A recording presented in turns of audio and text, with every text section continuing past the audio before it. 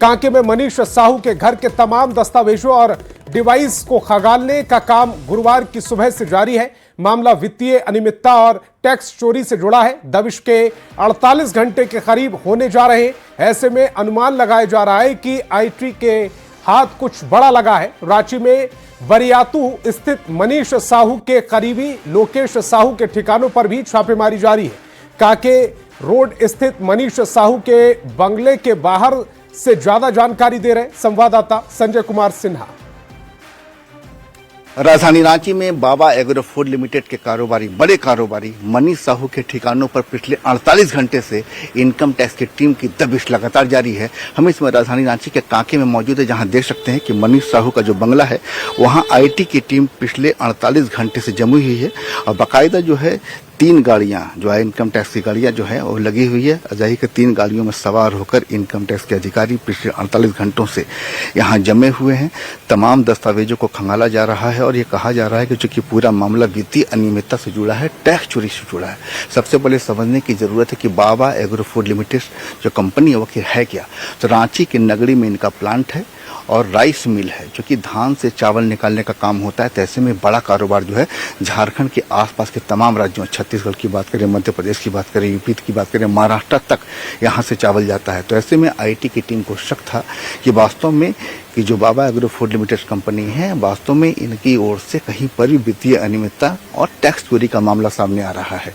तो तमाम डिवाइस को खंगाला जा रहा है और देखा जा रहा है कि वास्तव में कंपनी की जो आमदनी है, जो प्लांट है जिससे आमदनी हो रही है, उस आमदनी के अनुपात में टैक्स चोरी का मामला किस लेवल पर और किस स्तर तक है। छापेमारी चूंकि लंबे समय से चल रही है, इसका मतलब कि जो आईटी के जो अधिकारी हैं उनके हाथ कुछ बड़ा लगा है और इसी को लेकर के ये समय लगातार बीतता जा रहा है। तो कुल मिलाकर पूरे इलाके में सन्नाटा है। अगर आप बंगले में आएंगे तो कांके रोड में जहां ये बंगला है, पूरा बंगले में सन्नाटा है। आसपास में देखने गेट को लगातार बंद रखा जा रहा है। किसी भी व्यक्ति को अंदर से बाहर जो आने की इजाजत नहीं है। बाहर से वही लोग जा रहे हैं जो किसी काम से बाहर निकल रहे हैं। तो ऐसी स्थिति में समझ आए कि तमाम चावल कारोबारियों में इस आईटी के सर्वे को लेकर हड़कंप है और ऐसे में आईटी की टीम एक बड़ा संदेश देने की कोशिश कर रही है कि वास्तव में अगर टैक्स चोरी का मामला आता है तो दबिश इसी तरीके से होगी। कैमरामैन संजीत तिवारी के साथ Sanjay Kumar Sinha, news 18 Ranchi. Ranchi railway station पर जांच अभियान के दौरान आरपीएफ को बड़ी सफलता हाथ लगी है। पूछताछ के बाद की गई कार्रवाई में दो तस्कर के पास से 8 किलोग्राम गांजा बरामद हुआ है, जिसकी कीमत करीब 4 लाख रुपए बताई जा रही। दरअसल प्लेटफॉर्म पर फूड प्लाजा के सामने 2 युवक संदिग्ध अवस्था में पिट्ठू बैग के साथ बैठे थे। संदेह होने पर पूछताछ के दौरान पूरे मामले का खुलासा हुआ। जब्त गांजा को सासाराम ले जाकर कृष्णा कुमार नाम के शख्स को सौंप दिया गया। कानूनी प्रक्रिया के बाद दोनों आरोपियों को कानूनी कार्रवाई के लिए जीआरपीएस रांची को सौंप कर दिया गया है।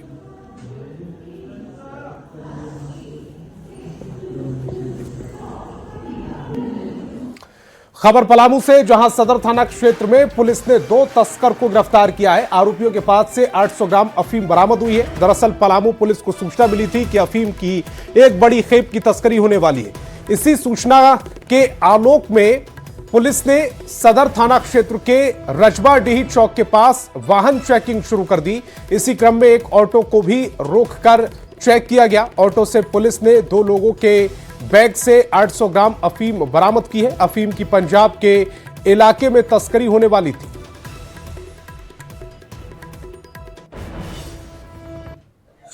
जिनका नाम सुजीत मिया, उम्र करीब 25 वर्ष, पता पथरा कला, पोस्ट थाना पाकी, और दूसरा कुलेंद्र भूया, पता रिमी रामपुर, थाना लावालोंग, जिला चतरा को एक बैग में अवैध अफीम लगभग 800 ग्राम के साथ गिरफ्तार किया गया है। इनके द्वारा बताया गया कि इन्होंने ग्राम ताल थाना तरहसी के तेतर यादव से अवैध अफीम की खरीदारी की थी और ये अफीम लेकर ट्रेन पकड़कर इसे जालंधर पंजाब बेचने जा रहे। बड़ी खबर लोहरदगा से है, जहां सरना समाज की ओर से शव यात्रा रोके जाने से नाराज लोगों ने लोहरदगा बेड़ो मेन रोड को जाम कर विरोध जताया। सेन्हा थाना क्षेत्र के सेरंग हाथू सीचियो कोयल नदी के पास ये मामला है। विरोध प्रदर्शन की खबर मिलने के बाद डीसी और एसपी के नेतृत्व में पुलिस टीम पहुंची और मामले को शांत कराते हुए प्रशासन की मौजूदगी में अंतिम संस्कार करवाया। तनाव बढ़ता देख पूरे इलाके को पुलिस ने छावनी में तब्दील कर दिया। सीचियो गांव के लोगों ने प्रशासन से अंतिम संस्कार घाट तक जाने के लिए रास्ते की मांग की है। डीसी ने लोगों से शांति बनाए रखने की अपील करते हुए बहकावे और अफवाह में नहीं आने की अपील की। करने का मुख्य कारण है कि हम लोग का जो अंतिम संस्कार के लिए जो रास्ता है उसको सिरंगातू के आदिवासी लोग पूरा जाम कर दिए हैं, जिसके कारण हम लोग को रोड में ही हम लोग अर्थी के साथ में पड़े हुए हैं। प्रशासन से हम लोग यही आग्रह करेंगे कि हम लोग का जो हमेशा से पूर्वजों से जो चलता आ रहा है रास्ता, वो हम लोग को रास्ता क्लीन कर दे। ये लोग एक सप्ताह पहले भी लोहरदगा से कुछ लाश आए थे, उसको भी लोग नहीं जलाने दिया। क्या कहते हैं अगला? ये लोग कहता है कि नहीं हमारा सीमान है इस पर, इससे हम लोग लाश लेके नहीं जाने देंगे। हम लोग प्रशासन से ही मांग करते हैं कि जो हम लोग का रास्ता है उससे हमको नदी में लाश जलाने दिया जाए। बस्ट होता है जब किसी की मृत्यु होती है, तो एक छोटा इमोशनल आउटबस्ट था, बट यहाँ पे खुद एसपी साहब, खुद मैं, साथ में एसडीएम साहब और पूरी पुलिस की टीम यहाँ पे आके बहुत अच्छे तरीके से इसको डील किया गया। आम पब्लिक से यही अनुरोध हुआ कि जो भी सत्यता हो या तो पुलिस प्रशासन से ही इसकी जानकारी ले, अन्यथा किसी के मैसेज से भ्रम में ना और किसी तरह का र्यूमर्स ना फैलाए।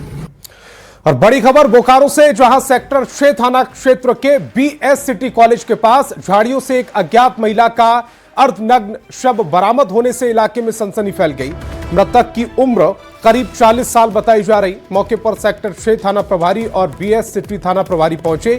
डॉग स्क्वाड और फॉरेंसिक टीम को बुलाया गया है। महिला का सिर कुचला हुआ है, जिससे पहचान छिपाने की कोशिश की आशंका है। शव के पास कपड़े भी मिले हैं। पुलिस दुष्कर्म के बाद हत्या की आशंका जता रही है। यहाँ मॉर्निंग वॉक करने वाले कुछ बुजुर्ग द्वारा फ़ोन करके बताया गया कि एक अज्ञात महिला का जो है शव यहाँ पड़ा हुआ है, तो अभी हम लोग जाँच कर रहे हैं। अभी शिनाख्त नहीं हो पाई है। हाँ, जो भी है, जहाँ से मिसिंग रिपोर्ट है, जैसे कि सिटी बीएस सिटी का था, उससे भी हम लोग कर लिए, लेकिन अभी कुछ हम लोग को सफलता नहीं मिला है। जैसे कुछ मिलेगा सूचना दे दिया जाएगा। बॉडी है, एक महिला की है, संभवतः कोई आसपास के गाँव की है, और जो उनके वेशभूषा से लग रहा है, और उनका जो हेड है वो क्रश किया हुआ है। संभवतः किसी पत्थर या किसी ब्लंट ऑब्जेक्ट से जो है मार के उसको क्रश किया गया है, और बॉडी सेमी नेकेड है, तो किसी तरह की जो है दुष्कर्म से भी अभी इनकार नहीं किया जा सकता है। और कोडरमा से बड़ी खबर है। लापता दर्शील बर्डवाल का शव बरामद हुआ है। 72 दिनों से लापता थे दर्शील बर्डवाल। घर से 100 मीटर के दूर कुएं में मिला है शव। मोबाइल फोन से दर्शील की पहचान हुई है। परिजनों ने हत्या कर शव फेंके जाने की आशंका जताई है। शादी से 10 दिन पहले गायब हुए। शव पोस्टमार्टम के लिए भेज दिया गया है। चंदवारा थाना क्षेत्र के पिपराडीह का यह पूरा मामला है। कोडरमा से ये बड़ी खबर इस समय आपकी टेलीविजन स्क्रीन पर। लापता दर्शील बर्डवाल का शव बरामद कर लिया गया है। 72 दिनों से दर्शील लापता थे। घर से 100 मीटर की दूरी में कुएं में शव मिला है। मोबाइल फोन से दर्शील की पहचान की गई है। परिजनों ने हत्या कर शव फेंकने जाने की आशंका जताई है। शादी से 10 दिन पहले वो गायब हुए। शव पोस्टमार्टम के लिए भेजा गया है। चंदवारा थाना क्षेत्र के पिपराडीह का ये पूरा मामला है। उसे मारा गया है, क्योंकि जिस दिन की ये घटना है उस दिन मेरे घर वाले भी आए थे, उस कुआं में देख के आए हैं। उसके कुछ 2-4 दिन बाद भी देख कर गए हैं। तब तक कुछ पता नहीं चला है कि उस कुआं में कोई बॉडी है। आज किसे पता चल रहा है? दो लगभग 2.25 महीने हो चुके हैं, 2.5 महीने, 72 दिन।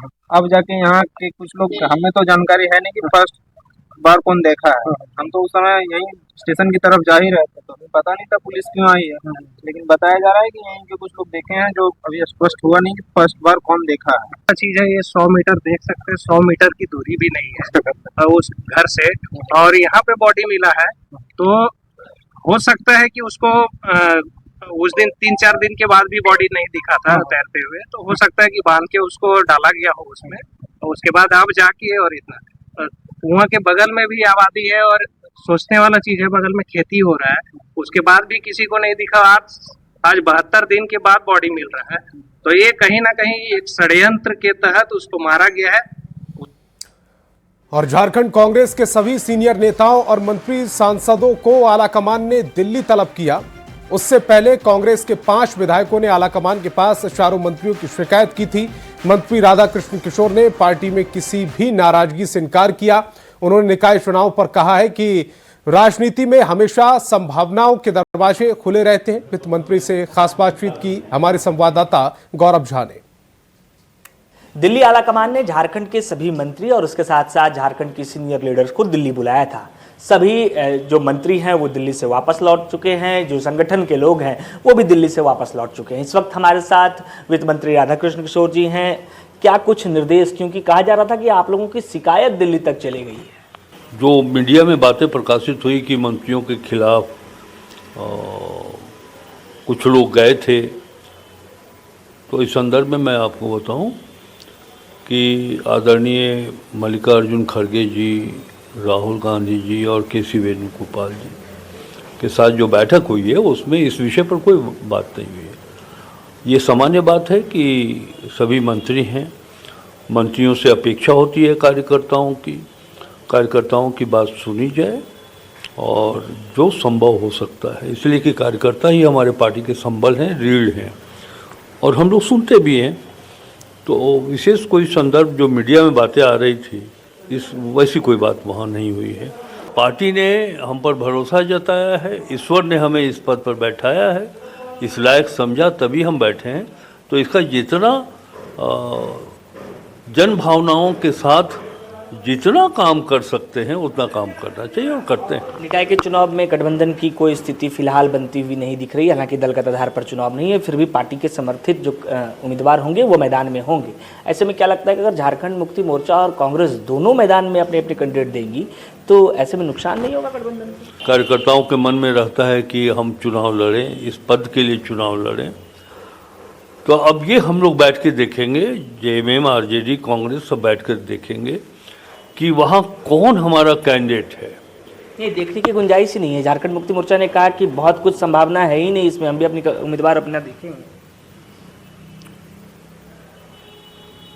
देखिए, ये आप कह रहे हैं कि झारखंड मुक्ति मोर्चा ने कह दिया कि बैठने की कोई गुंजाइश नहीं है। राजनीति में सदैव गुंजाइश बनी रहती है, ये बात समझ लीजिए अंतिम समय तक। बिल्कुल, हमारे साथ वित्त मंत्री राधाकृष्ण किशोर जी थे, जिन्होंने कहा कि किस तरीके से जब दिल्ली का दौरा रहा और जो बातें मीडिया में सामने आ रही थी कि मंत्रियों और विधायकों के बीच नाराजगी है, ऐसी कोई भी चीज़ें वहाँ चर्चा नहीं हुई है। कैमरा पर्सन संजीव तिवारी के साथ गौरव झा, न्यूज़ 18 रांची।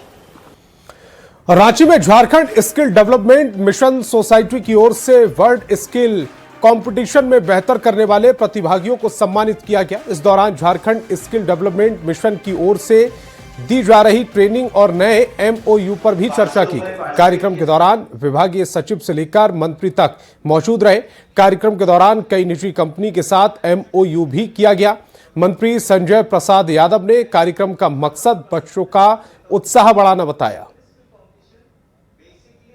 उसका उत्साह बढ़े, काम करने में रुचि लाए और उसको देख करके और विद्यार्थी भी इस तरह से रुचि लाते हैं तो जो बेरोजगारी की समस्या है वो बेरोजगारी की समस्या का निदान होगा और उसको इस राज्य में भी नौकरी मिलेगा, अन्य राज्यों में भी नौकरी मिलेगी। हम लोग का जो ये झारखंड और तथा जो स्टेट के जो मिशंस है, जो डिपार्टमेंट्स है, वो एक साथ गवर्नमेंट के साथ मिलके काम कर रहा है सो दैट ये जो प्रोग्राम को हम लोग स्ट्रीमलाइन वे में चला पाए, इसका जो स्ट्रक्चर हो, स्टैंडर्ड हो, वो यूनिफॉर्म रहे। ऐसा नहीं है कि अलग स्टेट को जो और कर रहा है हमारा स्टेट अलग कर रहा है, ऐसा नहीं होना चाहिए।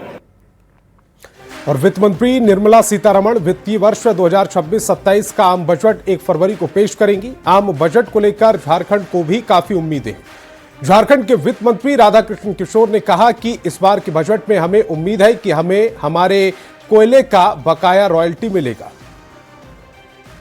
1,36,000 करोड़ रुपया जो कोल कंपनी के पास झारखंड का बकाया है वो राशि हमें मिलेगी, हम ऐसा उम्मीद करते हैं। हमारे जो सक्रिय निबंधित मनरेगा के मजदूर हैं और 282 रुपया प्रतिदिन उनकी मजदूरी होती है। केंद्र सरकार ने नई व्यवस्था में कहा है कि 125 दिन वो देंगे, तो 125 दिन इंटू 282 इंटू सक्रिय मजदूर, ये लगभग 5,500 रुपया प्रति वर्ष बनता है। भारत सरकार से हम उम्मीद करेंगे कि इस बजट में वो इस जो खर्च होगा, होने वाला होगा राज्य को, वो घोषणा भारत सरकार करेगी कि ये पैसा भारत सरकार देगी। कि हम लोग मैया समान योजना पर हेमंत सोरेन जी की सरकार ने 2500 रुपया प्रति माह मैयाओं को हम राशि दे रहे हैं और भारत सरकार देश के नारियों के प्रति काफ़ी संवेदनशील है, ऐसा मैं मानता हूँ। तो हम उम्मीद करते हैं, मैंने मांग भी रखा है निर्मला सीतारमण जी के सामने प्री बजट जो मीटिंग हुई थी कि 10,000 रुपया आप झारखंड के मैयाओं को भी दें, तो हम उम्मीद करेंगे कि 10,000 रुपया केंद्र सरकार झारखंड के मैयाओं को भी वो देंगे। और नगर निगम चुनाव को लेकर बीजेपी ने संगठनात्मक कवायद तेज कर दी है। इसी क्रम में बीजेपी कार्यालय में मेयर और अन्य पद के संभावित उम्मीदवारों के चयन को लेकर राज्य स्तरीय समिति की मौजूदगी में व्यापक रायशुमारी आयोजित की गई। बैठक में पार्टी के अध्यक्षों, नेता प्रतिपक्ष, कई सांसद, विधायक, वरिष्ठ नेता, पदाधिकारी, जिला अध्यक्ष समेत बड़ी संख्या में कार्यकर्ता मौजूद रहे। उम्मीद जताई जा रही है कि बीजेपी प्रत्याशियों के नामों पर जल्द मुहर लगेगी। तो नगर निकाय चुनाव को लेकर बीजेपी ने संगठनात्मक कवायद तेज कर दी है। इसी क्रम में बीजेपी कार्यालय में मेयर और अन्य पद के संभावित उम्मीदवार के चयन को लेकर राज्य स्तरीय समिति की मौजूदगी में व्यापक रायशुमारी आयोजित की गई। बैठक में पार्टी के अध्यक्षों, नेता प्रतिपक्ष, कई सांसद, विधायक, वरिष्ठ नेता, पदाधिकारी, जिला अध्यक्ष समेत बड़ी संख्या में कार्यकर्ता मौजूद रहे। उम्मीद जताई जा रही है कि बीजेपी प्रत्याशियों के नामों पर जल्द मुहर लगेगी। पार्टी का समर्थक चुनाव जीते, इसकी कार्य योजना बनाई। ये दलीय आधार पर चुनाव मजबूत हो झारखंड में, ये आवश्यक है, इसकी भी चर्चा। सर, भारतीय जनता पार्टी से के हर एक कार्यकर्ता राष्ट्रवादी के प्रति ओत और प्रोत, और झारखंड में आज राष्ट्रवादी शक्तियों को मजबूत करने की भी जरूरत है। और धनबाद मेयर पद के लिए बीजेपी के कई बड़े नेताओं ने दावेदारी पेश की है। झरिया के पूर्व विधायक संजीव सिंह, पूर्व मेयर चंद्रशेखर अग्रवाल, रमा सिन्हा और प्रमोद लाला समेत अन्य ने पार्टी के समक्ष इच्छा जताई। बीजेपी की रायशुमारी समिति ने धनबाद कार्यालय में बैठक की है, जिसमें रणधीर सिंह और रागनी सिंह भी मौजूद रहीं। पार्टी ने कहा है कि सभी दावेदारों पर विचार कर रिपोर्ट प्रदेश कमेटी को भेजी जाएगी और अंतिम फैसला शीर्ष नेतृत्व करेगा। कई दिनों से रायशुमारी चल रहा है और रायशुमारी होने के बाद पार्टी तय करती है। पार्टी तय करने के बाद एक किसी कार्यकर्ता के ऊपर अपना आशीर्वाद और समर्पित कार्यकर्ता को ही आगे बढ़ाने का पार्टी प्रयास करती है। पार्टी का जो निर्णय होगा उसको हम अमल करने। 2010 से हमारा अनुभव है पार्टी में, तो हम 1992-93 से लगभग 35 साल से हैं और जमीनी कार्यकर्ता है, मैं सक्रिय कार्यकर्ता है, आजीवन सदस्य पार्टी का।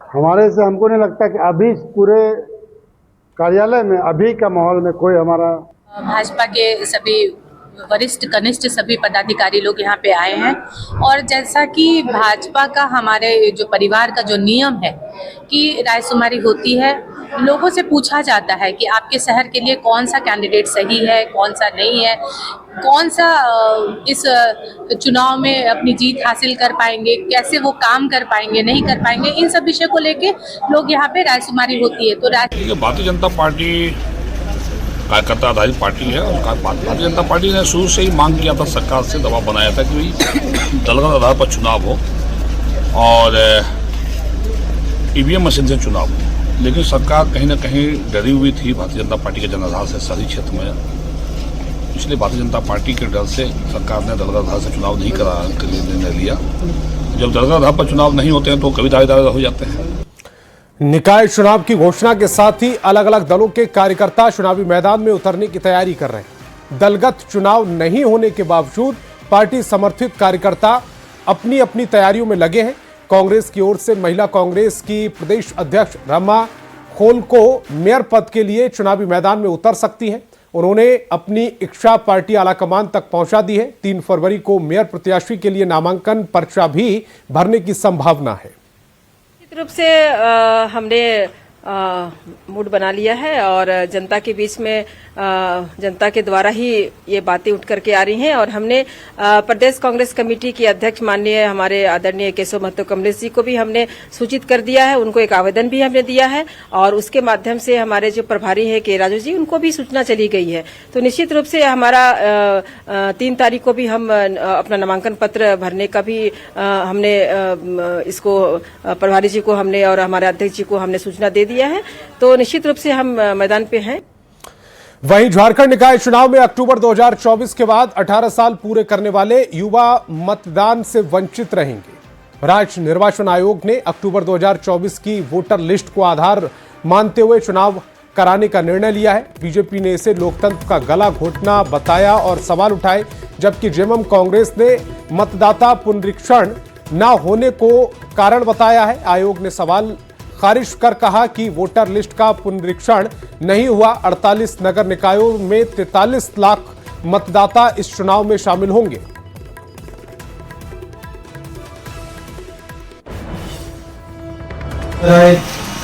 स्पष्ट किया जा रहा है कि हम लोग को मतदाता सूची नहीं बनाते हैं।